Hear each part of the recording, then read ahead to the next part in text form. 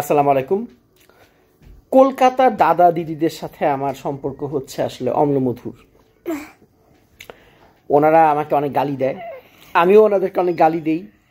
ওনাদের মধ্যে কেউ কেউ ভালোবাসে, আমিও ওনাদেরকে ভালোবাসি। ইদানিং যদি একেবারেই ভিডিও বানাই না, এই ভিডিওটা আমি মনে হয় 15-20 দিন পরে বানাচ্ছি, কতদিন পরে বানাচ্ছি জানি না, কিন্তু একটা ঘটনা দেখে মনে হলো ভিডিওটা বানানো উচিত। এখন আমার চ্যানেলের রিচ আসলে অনেক কম, আমি খুব একটা সিরিয়াসলি ভিডিও বানাই না। কোনো একটা ভিডিও দিলে ওটা হয়তো বা খুব বেশি যে ভিউ হয় তা না।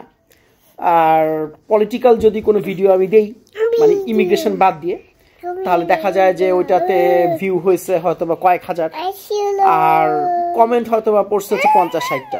হ্যাঁ মাম্মা, ওই শুলু আমার বাচ্চা, তো 50-60টা হয়তো কমেন্ট পড়ছে। তো ইনএভিটেবলি মোটামুটি 50-60টার মধ্যে 50% কমেন্ট থাকতো আপনার কলকাতার দাদা দিদিদের, এবং 50%-এর মধ্যে 80% হয়তো হচ্ছে গালি, আর 20% হয়তো বা তারা কিছু কনস্ট্রাকটিভ কিছু কথাবার্তা বলতো। যাক, সেটা যাই দেখ আর না দেখ, তারা কলকাতার দাদা দিদিকে আমি আমার নিজের ভাই বোন মনে করি, তো গালি টালি দিতেই পারে, এটা কোনো সমস্যা না। এনিওয়েজ, তো এখন যেই রিপোর্টটা আমি একটু পরিচয় করা দিচ্ছি, আসলে এই ভিডিওটা বানাচ্ছি হচ্ছে এই রিপোর্টটা পরিচয় করা দেওয়ার জন্য। যদি আমার যারা ভিউয়ার তারা যদি রিপোর্টটা দেখে না থাকেন, স্পেশালি যারা কলকাতার, তো তাদেরকে একটু দেখাই যে আপনারা কাদেরকে আশ্রয় দিচ্ছেন। আপনারাই তো আশ্রয় দিচ্ছেন, তাই না? এখন আমি আপনাকে দেখাই আপনাদেরকে রিপোর্টটা। আপনারা যদি সার্চ মারেন, গুগল করেন, প্রচুর জায়গায় পাবেন, সব জায়গাতেই আসছে, তাই আমি আর আমার স্ক্রিনে দিলাম না। শিলংয়ে পালিয়ে যাওয়া সিলেট আওয়ামী নেতারা ধর্ষণে অভিযুক্ত, কলকাতায় গ্রেফতার 4। মোদ্দা কথা যেটা, পুরো রিপোর্ট পড়ার দরকার নাই, আমি বলি যে এই জুলাই আগস্টের পরে তো প্রচুর নেতা, হয়তো কয়েকশো থেকে কয়েক হাজার নেতা, বাংলাদেশের আওয়ামী লীগের নেতা পালায় গেছে পশ্চিমবঙ্গে। ভালো কথা। এই পালায়ে যাওয়া নেতাদের মধ্যে 6 জন তারা শিলংয়ে, যেখানে যে হোটেলে বা যেই আবাসিক এরিয়াতে তারা থাকতো, সেখানে একটা মহিলাকে তারা ধর্ষণ করছে। খুব স্বাভাবিকভাবে মহিলার নাম এখানে আসে নাই, এটা তো স্বাভাবিক, এটা আসা উচিত না। তো এই ধর্ষণকারীর অভিযোগের প্রেক্ষিতে পুলিশ তাদেরকে খুঁজতেছিল। এর মধ্যে 4 জন আবার পালায় চলে আসছিল কলকাতায়, যেহেতু পুলিশ খুঁজতেছে। মানে পালানোর উপর দিয়ে পালানো, আপনি চিন্তা করেন, বাংলাদেশ থেকে পালায় ইন্ডিয়ার মধ্যে এক জায়গা থেকে পালায় বা আরেক জায়গায়, সেরকম অবস্থা, পুরো জেমস বন্ড। যাই হোক, কিন্তু তারপর শিলং পুলিশ, কলকাতার পুলিশ টুলিশ মিলায় সেই 4 জনকে ধরছে। আর বাকি যে 2 জন, বাকি 2 জন এখনো পলাতক আছে, তাদেরকে এখন পায় নাই। তো নেতাদের নাম দেয়া আছে, নামগুলো একটু পড়ি, যদিও নাম পড়ার আসলে কিছু নাই, তারপরেও। আচ্ছা, এই ঘটনায় অভিযুক্ত শিলং থানার 6 জনকে আসামি করে একটা মামলা করেন। আচ্ছা, কলকাতায় আটককৃতরা হলেন সিলেট জেলা আওয়ামী লীগের সাধারণ সম্পাদক ও জেলা পরিষদের অপসারিত চেয়ারম্যান অ্যাডভোকেট নাসির উদ্দিন খান, সিলেট মহানগর যুবলীগের সভাপতি আলম খান মুক্তি, সিলেট মহানগর যুবলীগের সহসভাপতি আব্দুল লতিফ রিপন ও যুবলীগের সদস্য ইলিয়াস হোসেন।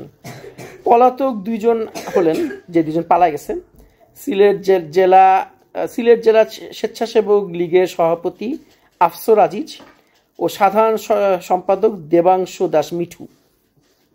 তো এই 6 জনের অবস্থা। আমি আশা করতেছি যে 2 জন পলাতক আছে তাদেরকেও দ্রুত ধরে ফেলবে, ইন্ডিয়ান পুলিশের উপর আমার ভরসা আছে। তো এখন ব্যাপারটা হচ্ছে যে দেখেন, বাংলাদেশ থেকে বছরের পর বছর, যুগের পর যুগ, মানে লাখ লাখ মানুষ কলকাতায় গেছে, পশ্চিমবঙ্গে গেছে, শিলিগুড়ি যা বলেন, শিলিগুড়ি টিলিগুড়ি সব জায়গাতে গেছে। ইদানিংও যাচ্ছে, এখন কমে গেছে, তারপরেও যায়, প্রচুর যায়।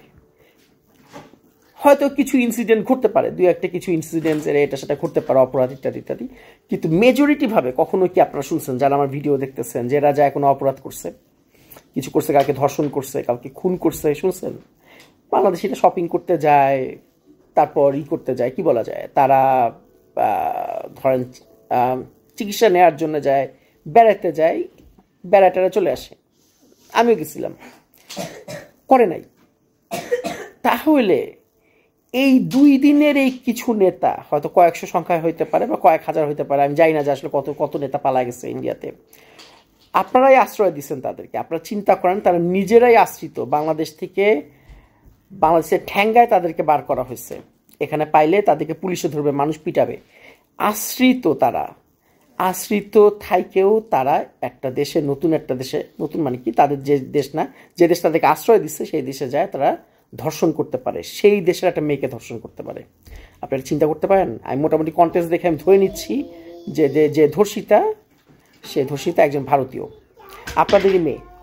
আপনাদেরই মেয়েকে ধর্ষণ করছে 6 জন বাংলাদেশি, যাদেরকে আপনারা আশ্রয় দিচ্ছেন। আপনারা এখন চিন্তা করে দেখেন যে এরা যদি এই 3 মাসও হয় না এর মধ্যে আশ্রয় পাওয়ার পর এই কাজ করতে পারে, তাহলে এরা গত 15-16 বছরে বাংলাদেশে কি করে বেড়াচ্ছে, এবং এদেরকে কেন হটানো হবে না?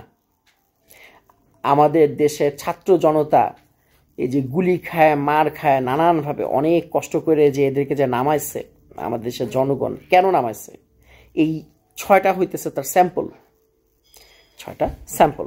কিন্তু কনগ্রাচুলেশনস, এই স্যাম্পলগুলোকে আপনারা সাত করে আপনাদের দেশে নিয়ে গেছেন, মানে ঝামেলা চলে গেল আর কি। এখন ধরেন এই ধর্ষণ তো মাত্র শুরু হইলো, এরপর চুরি, ছ্যাচরি, আরও ধর্ষণ, খুন, চাঁদাবাজি, যা যা করার ওরা আমার ধারণা শুরু করে দিবে আপনাদের এখানে, কারণ এদের স্বভাব যায় না। এরা নিকৃষ্টতম প্রাণী। এরা বাংলাদেশে যারা আওয়ামী লীগ করতো আর কি, এখন তো আওয়ামী লীগ নাই, তারা হয়তো কিছু ভালো থাকতে পারে, বাট মেজরিটি সংখ্যক হচ্ছে সবচেয়ে নিকৃষ্টতম অপরাধীগুলা, যারা আসলে শুধু অপরাধী করে দেখতো যে লাভ নাই কোনো, এই শুধু অপরাধী করে তো শুধু অপরাধ কর্মকাণ্ড করলে তো রিস্ক, এর থেকে আমি যদি আওয়ামী লীগের হয়ে অপরাধ কর্মকাণ্ড করি তাহলে তো ভালো, কোনো রিস্ক নাই, টাকাও বেশি। তো এরা হচ্ছে নিকৃষ্টতম বাংলাদেশি নিকৃষ্টতম প্রাণী। তো এরা এখন আপনার দেশে চলে গেছে। কনগ্রাচুলেশন দাদা এবং দিদি, খুবই ভালো। এরকম ঘটনা হয়তো আপনারা আরও দেখবেন, কারণ স্বভাব তো যায় না, কয়লা ধুইলেও ময়লা যায় না, এটা একটা কথা আছে। হ্যাঁ মাম্মা, তো আপনারা এগুলো দেখবেন, দেখতে থাকেন, ভালো ভালো দেখতে থাকেন। আর না হলে আপনারা সরকারকে বলেন, মোদি গভর্নমেন্টকে বলেন, এই সবগুলাকে ধরে, শেখ হাসিনা সহ, যেটা মাথাটা পালের গোদা বদমাইশ, ওইটাকে সহ সবগুলাকে ধরে একেবারে কিছুদিন জেলে রাখে মাইক টাইট দিয়ে তারপর বাংলাদেশে পাঠিয়ে দিতে, বাংলাদেশের কাছে হ্যান্ড ওভার করতে, যাতে আমরা বিচার করতে পারি। বিচার টিচার করে যারে জেলে দেয়, যারে ফাঁসি দেয়, আমরা দিয়ে দিলাম, শেষ। এটা করেন। আর এছাড়াও তো আপনারা চান, শেষ কথা বলে নেই, যে ইন্ডিয়ার সাথে সম্পর্ক ভালো, মানে আপনারা তো চান যে বাংলাদেশের সাথে সম্পর্ক ভালো থাক, মানে সম্পর্ক তো আপনারা আসলে ভালো চান না, আপনারা চান যে আমরা বাংলাদেশিরা ধরেন সারাদিন ইন্ডিয়া জব করি, ভারত জব করি, আমরা আপনাদের অনুগত থাকি, ইত্যাদি তো আপনারা চান, আমি তো জানি যে চান। যদি এটা চান, আমি একজন বাংলাদেশি হিসেবে বলতে পারি, এই যে বললাম যে শেখ হাসিনা এবং তার সাঙ্গপাঙ্গদের গ্রেফতার করে বাংলাদেশে দিয়ে দেন, আমার বিশ্বাস বাংলাদেশে ঢাকার রাস্তায় ইন্ডিয়ার পতাকা নিয়ে বিজয় মিছিল বলবো না, আমি বলবো যে মানে কি বলা যায়, ভারতকে চিয়ার করে, long live Bharat, long live India, long live our friends in India, এভাবে চিয়ার করে মানুষ মিছিল করবে। এটা বাংলাদেশিরা করবে। দেখবেন যে একেবারে যেদিন আপনারা হ্যান্ড ওভার করবেন এগুলাকে, পরের দিন থেকে পুরো বাংলাদেশ ঠান্ডা, একেবারে বাংলাদেশ ঠান্ডা। মানে ভ্রাতৃত্ব বন্ধন কি, মানে ভ্রাতৃত্ব বন্ধনের কি বলা যায়, ভ্রাতৃত্ব বন্ধনের সর্বোচ্চ যে এক্সাম্পলটা হইতে পারে সেটা বাংলাদেশ হবে। খালি আপনাদের একটা কাজ করতে হবে, এই শয়তানগুলাকে আমাদের কাছে দিয়ে দেন। এরা এমনিও শয়তান, এরা আপনাদের দেশে থাকলে অনেক ঝামেলা করবে, আপনাদের দেশে অন্য ধ্বংস করতেছে এরা, যেটা এটা ডিজার্ভ করে না আসলে। যাক, আজকে এই পর্যন্তই, আপনারা ভালো থাকেন।